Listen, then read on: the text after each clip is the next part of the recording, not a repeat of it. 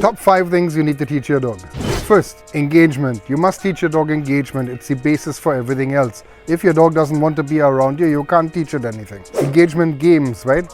You call your dog, you play fetch with the dog, you play tug of war with the dog. Do fun stuff with your dog so your dog wants to be around you and thinks that you're the best thing in the universe. It makes training a million times easier.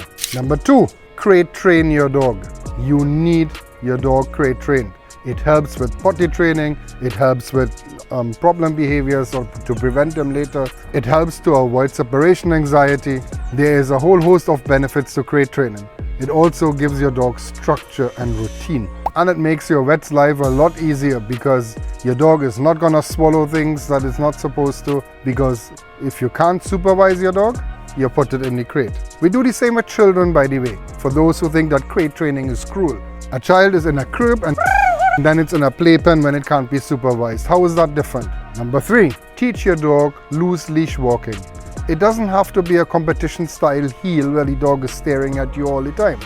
But the dog walking anywhere you go without pulling and dragging and crisscrossing all over the place is very useful. Number 4, socialize your dog.